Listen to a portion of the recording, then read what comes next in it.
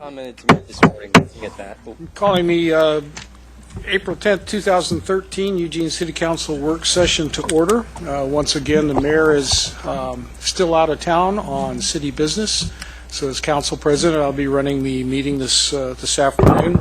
We have one item on the agenda, and that is in reference to an ordinance adopting hazardous substance user fees for the fiscal year commencing July 1, 2013. Mr. City Manager. Thank you, Councilor. And we're back, and I'll be turning over to Joe just in a moment. But you might remember several weeks ago that we had brought this item to the council at your regular meeting for action. There were several questions at that particular time. Joe was out of town on some family business, and so what we agreed to at that time was to come back in a work session, make sure we get all your information, all your questions answered, and then for us, the best outcome would be is if you are comfortable taking action today, we'd still ask you to take some sort of action on it if you would. So with that, I'll turn it over to Joe. Yes, I have a soft voice, so I'll bring this closer to my mouth. City Council members, I'm Joe Epley. I manage the Eugene Toxics Right to Know program, and I apologize for not being able to be with you on March 11th. I was out of town due to a death in the family. But I did watch the video and responded with a memorandum to all of you addressing Councilor Pryor's concerns that we're expanding the program. And then Councilor Surratt asked for more information on efforts that have been done to address the fee inequity. So I wanted to start by asking if anybody had any further questions after reading that memo on those two things. So it's the gist of this is that smaller companies will pay more per FTE than larger companies with more than 27 FTE. Yes, and will go up, but the big companies will benefit with. Yes, what happened was since the 2004, the $2,000 state mandated cap went into effect. And that really was to benefit the bigger businesses. So the total they can ever pay per year per facility is $2,000. So that means anytime there's any kind of a budget increase, which there always will kind of be as healthcare costs go, up, and as there's COLAs, and like in 2014 we have a PERS increase cost of 3.7%. So any change to the budget really needs to be absorbed by the smaller businesses because we have the bigger businesses at the $2,000 cap.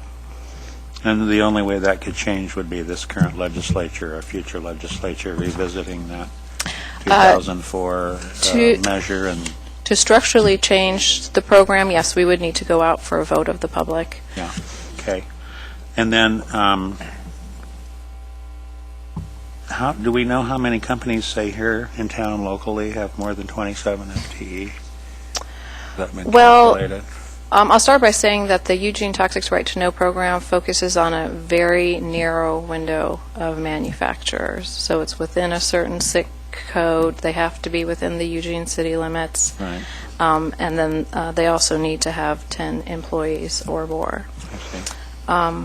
I apologize. What was your question?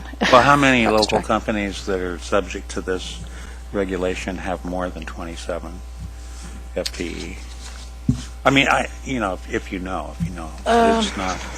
I don't have that number off. Your main, I'm just more curious than anything. Off the top of my head, right now there is a total of 65 businesses in the program, and in my memo, identified that 4 businesses will get a decrease with the current fee that's in front of you for approval, and 16 businesses will get a slight increase. I see. And the increase is the increase and the decrease depends because we charge in accordance with the law strictly by per FTE. So if a business is able to hire more FTE, then they get charged more, even if the rate would remain the same. I see. And then at the other end, if they have less FTE, then their invoice, at the only time the invoice would go down. Sure.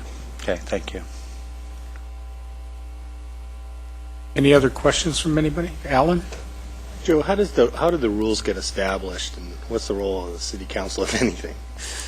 Well, this program was written in as an amendment to the Eugene Charter. So the core rules are there. Shortly after the program went into effect, a lawsuit was filed against the city by businesses in the program. And then that lawsuit circled around in the courts, landing 1999 in the Oregon Court of Appeals, where they made a ruling not to, and the initial intent was to try to get rid of the program. But the court ruled that no, we're not going to get rid of the program, but you can't do this, and you can't do that. And so then legislation was put into place, and then the state put in some mandates, such as the $2,000 cap. So that, in particular, that's the one I was more interested in. So that's a state law. Yes, And- yes, and it matches the Oregon State Fire Marshal's kind of cap for their community right-to-know program. So do B. other communities have right-to-know programs that law will apply to? No, we are the only local program of its kind. And because we do have such a funding issue, and over time really anticipating more businesses either not being eligible to participate in the program, and us most likely not being able to expand the program, over the next year I'm going to continue the efforts to really, with city manager, fire department staff, and the Toxics Board, just critically assess all aspects of the program, finish bringing the program current, and clean it up to make it as efficient as possible, and having a hard look at the state community right-to-know program to see if we can do anything to coordinate the two programs, and then within the next 6 to 9 months come back to you, all of you, with some options for kind of setting program planning for the future, such as, we could keep it the same, we could have somewhat of a reduced program, we could have some type of collaborated program with the State Fire Marshal's office, or we could possibly also look at what the steps would be to and the impact upon totally eliminating the program, because it is duplicative of the state and federal programs, but we do require a lot more detailed reporting.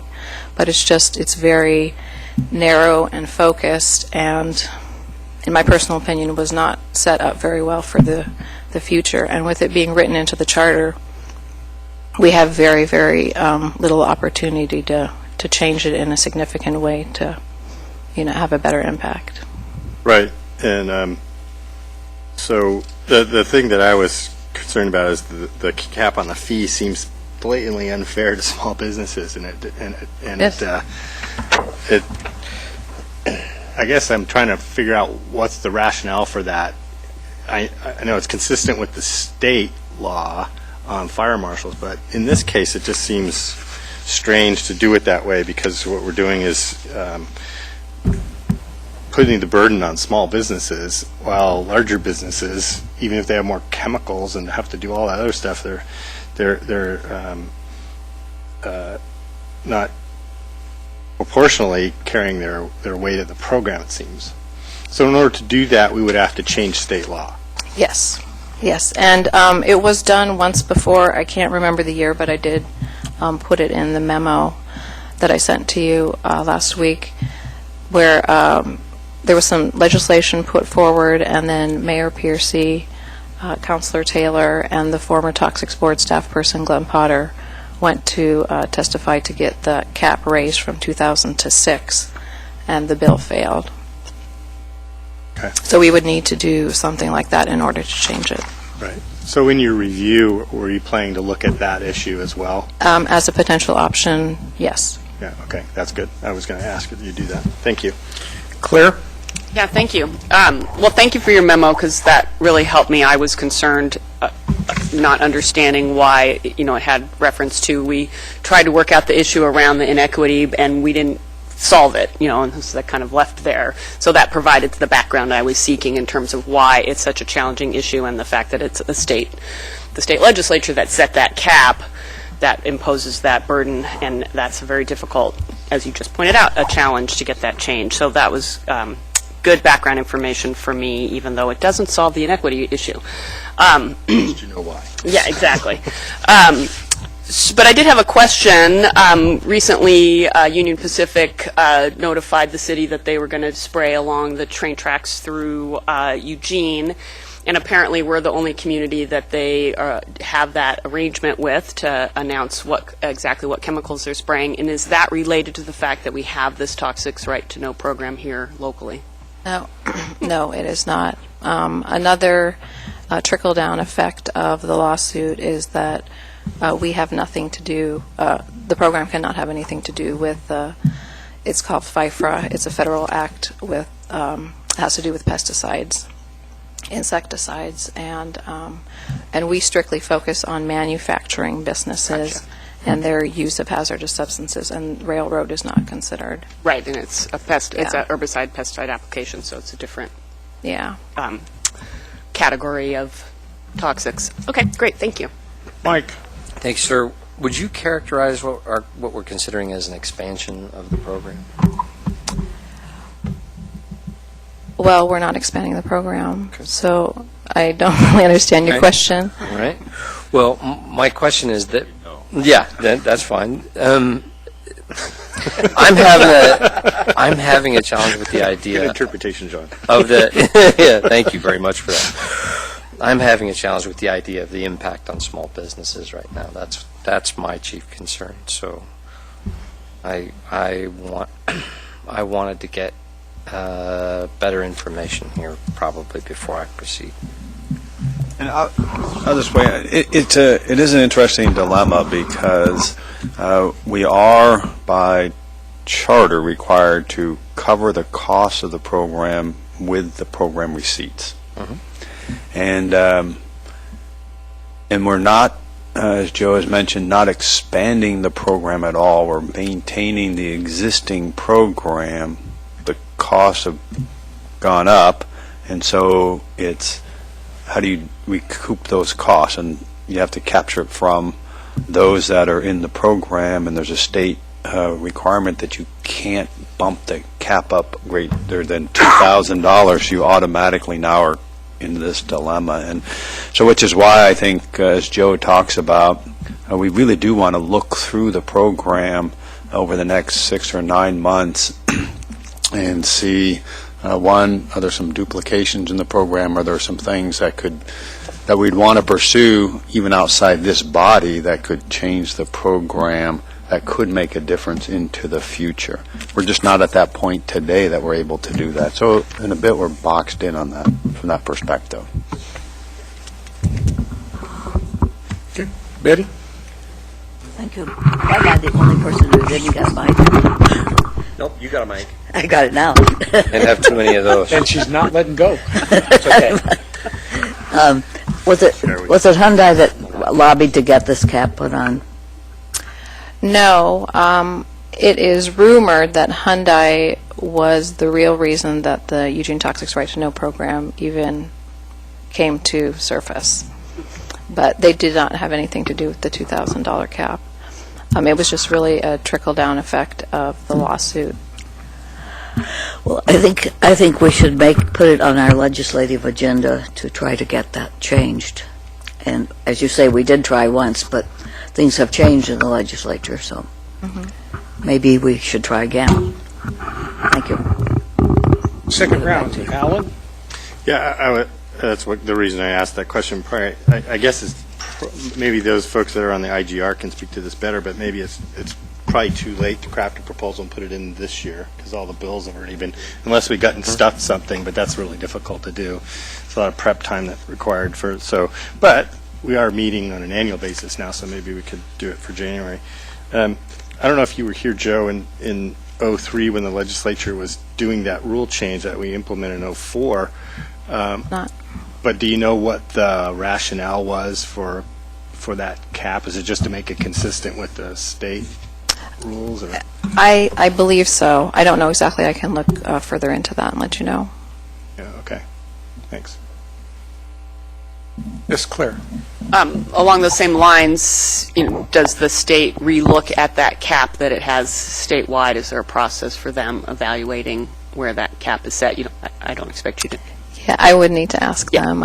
So, that could go into the list of questions to look at as we look at this issue.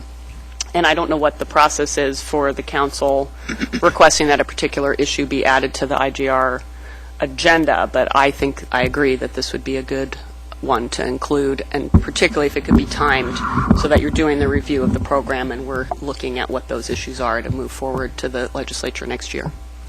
So that might come back as one of our recommendations on the program is to, as an option, to review the current legislation and whether or not you want to pursue something. So that could come back as one of our options or part of a recommendation. Great.